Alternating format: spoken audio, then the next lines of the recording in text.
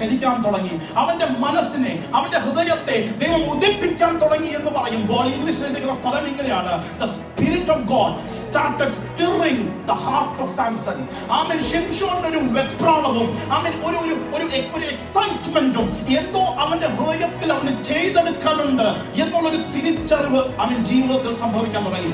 ഇതുപോലെ ഈ ആത്മാവ് ചലിച്ചുകൊണ്ടിരുന്നപ്പോൾ ഇവൻ പോകുന്നതും വരുന്നതും രണ്ട് ബൗണ്ടറീസിന്റെ ഇടയ്ക്കാണ്. ശ്രദ്ധിക്കണം, he is camping between Zorah and Eshtaol. പക്ഷേ ഈ രണ്ട് ബൗണ്ടറിന്റെ ഇടയ്ക്ക് കടന്ന് നടക്കുമ്പോൾ, സഞ്ചരിക്കുമ്പോൾ, ജീവിക്കുമ്പോൾ, വളരുമ്പോൾ ദൈവത്തിന്റെ ആത്മാവ് ഇവന്റെ അകത്ത് ചലിക്കാൻ തുടങ്ങിയപ്പോൾ വചനം പറയുകയാണ്, he went into the camp of the enemy.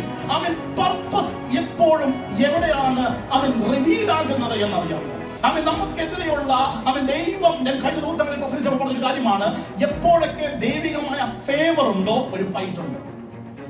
Every time when you and me see the favor of God, there is a fight coming up against you. എപ്പോഴൊക്കെ ദൈവികമായ ഒരു അടയാളം എന്റെയും നിങ്ങളുടെയും ജീവിതത്തിൽ കടന്നു വരുമ്പോൾ മനസ്സിലാക്കണം, that there is an opposition, there is an enemy, there is a battleground. അതാണ് ഇവിടെയും സംഭവിക്കുന്നത്.